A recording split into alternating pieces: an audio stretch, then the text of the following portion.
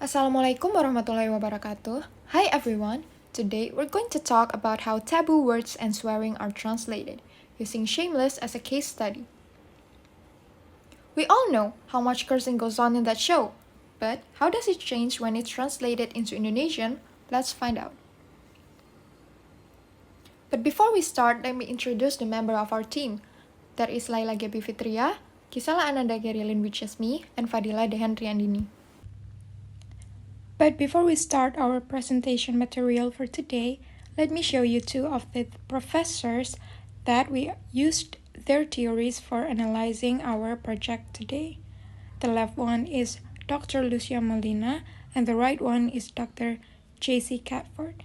And we cannot find the picture of Dr. Albir everywhere, but here is what we can provide you. So what is Shameless? Shameless is an American comedy drama TV series based on the British show of the same name created by Paul Abbott. It aired on Showtime from January 9th, 2011 to April 11th, 2021, running for 11 seasons and 134 episodes. The show was developed by John Wells.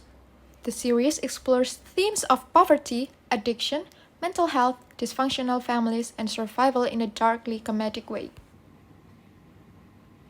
The show follows Frank Gallagher, a selfish alcoholic father who spends his time scamming the government system instead of raising his 6 children.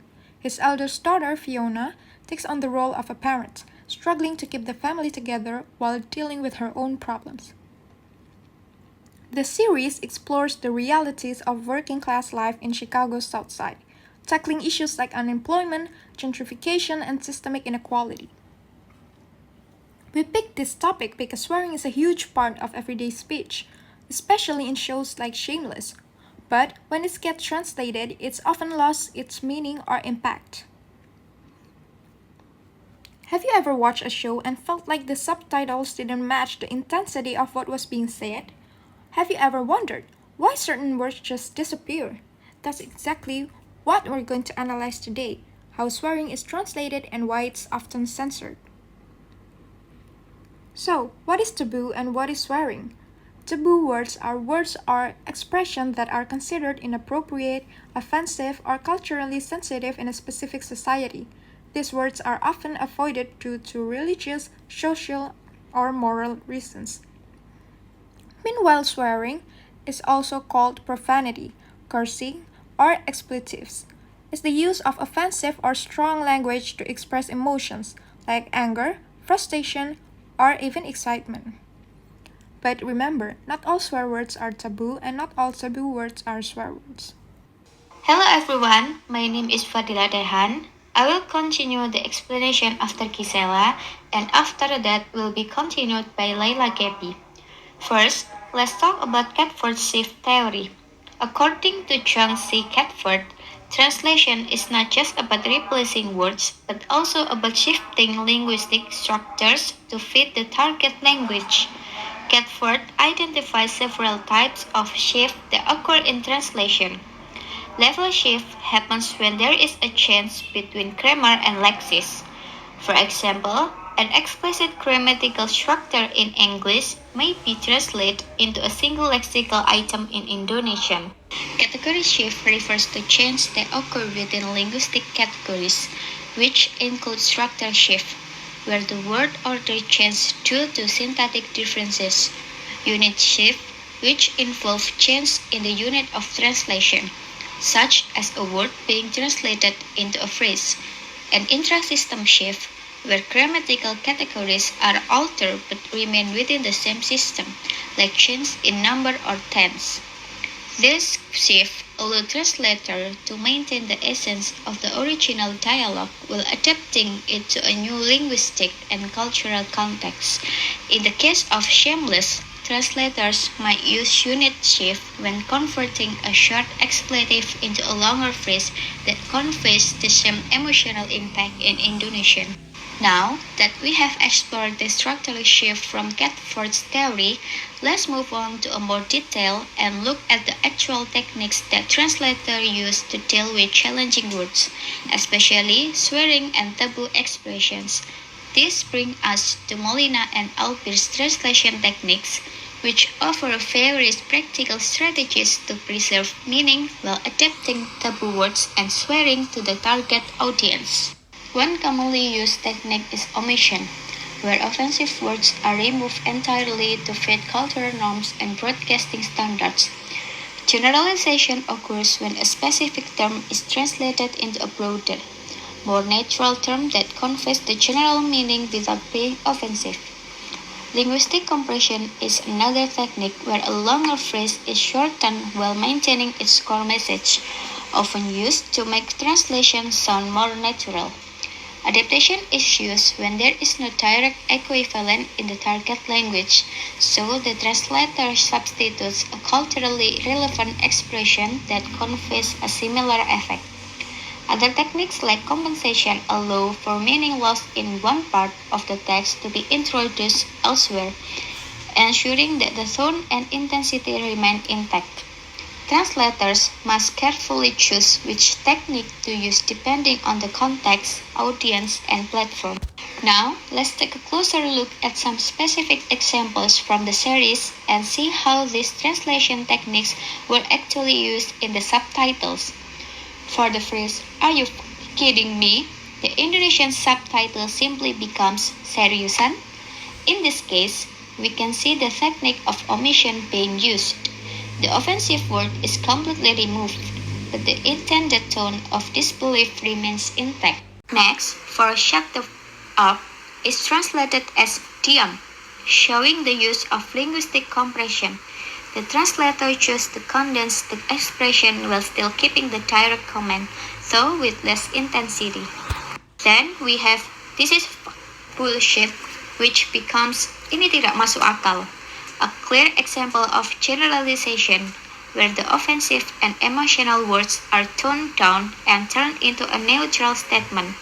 These examples show how creative and strategic translators need to be to adapt content while maintaining the emotional weight and cultural appropriateness. Hello everyone, my name is Laila Geby F and this is result my discussion with my friend that is Fadilla and Gisela. The slide, the impact of censorship. Why do subtitles censor swearing? Swearing and taboo words in English are often censored or adapted in Indonesian subtitles. Here are the main reasons why this happens. Number one, cultural sensitivity. In Western countries, words like fuck or shit are commonly used in daily conversation and are not always considered highly offensive.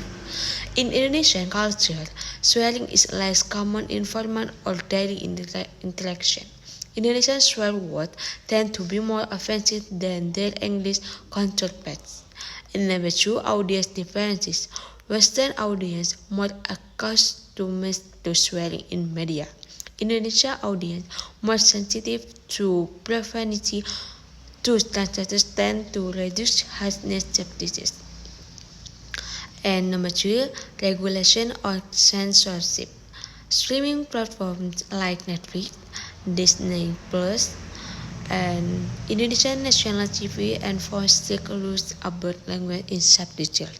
Indonesian viewers might interpret the scene differently. And the next case study, Frank Gallagher swearing. The character Frank Gallagher in Shameless is known for his rude, reckless, and foul-mouthed behavior. This makes this translation especially challenging. And this is the example of conversation Gallagher with doctor or other people.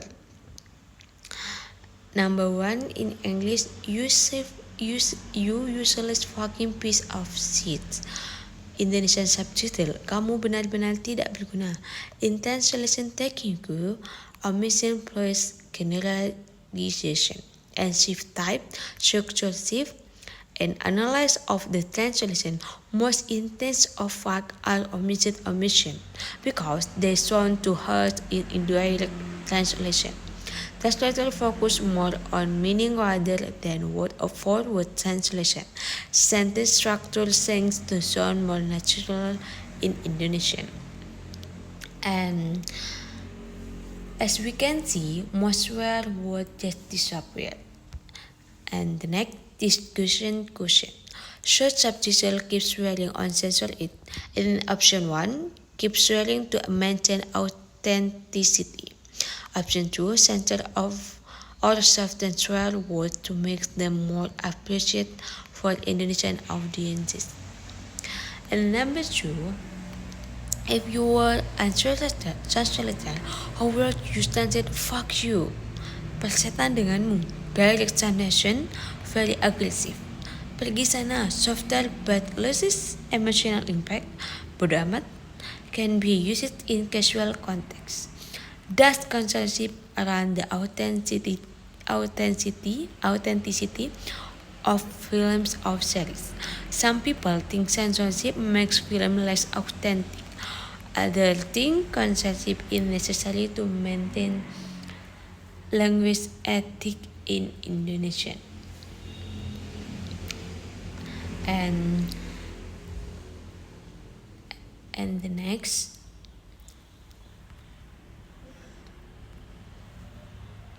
and the conclusion, swearing and taboo words are major challenging in translation. Translators must balance authenticity, cultural norms, and censorship to ensure that message is conveyed appropriately. And so, what do you think? Should swearing be kept or should it always be considered?